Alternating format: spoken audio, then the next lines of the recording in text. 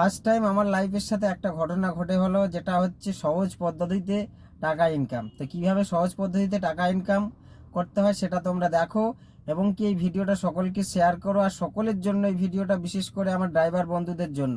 তো চলো ভিডিওটা দেখো। ভাই লোক, আমি রাজারহাটে বসে আছি। এখানে এক্ষুনি স্ক্যাম হলো। 500 টাকা ও আমাকে পাঠিয়েছে, বলছে আমাকে ক্যাশ দিতে হবে। আমি বললাম ঠিক আছে, ক্যাশ দেবো, তুমি আগে পাঠাও।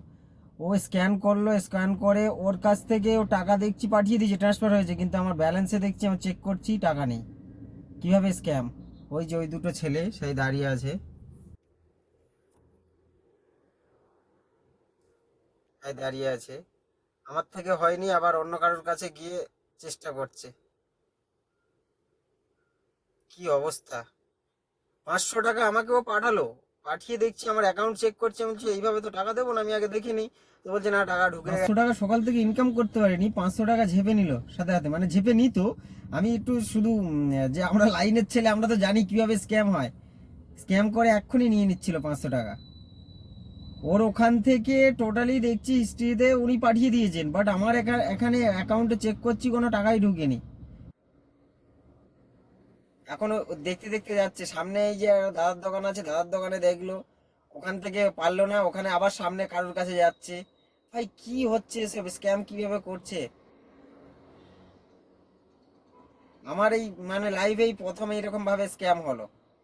500 টাকা আমি দিয়েও দিতাম, আমি আমার পকেট থেকে বের করে নিয়েছি 500 টাকা ওকে দেবো বলে। আমি ওরা হঠাৎ করে মনে একটা কিন্তু আসলো যে আমি আগে চেক করে দেখি।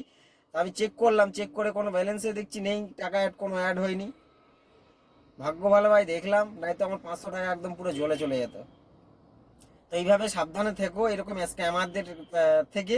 স্ক্যামাররা এইভাবে আসবে, স্ক্যানার নেবে, ওর ওখান থেকে দেখিয়ে দেবে, না টোটাল ডিটেলস চলে আসবে যে টাকা ওর ওখান থেকে চলে এসছে, বাট আপনার অ্যাকাউন্টে যখন চেক করবেন, আপনার অ্যাকাউন্টে কিন্তু টাকা নেই, মানে টাকা আসবে না।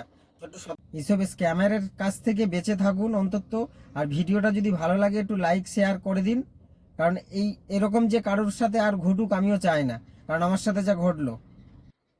এখনো ঘুরে বেড়াচ্ছে ওই দুটো ছেলে, ড্রিঙ্ক করে আছে, প্লাস একটু হোলি খেলেছে, তাই দেখছিলাম।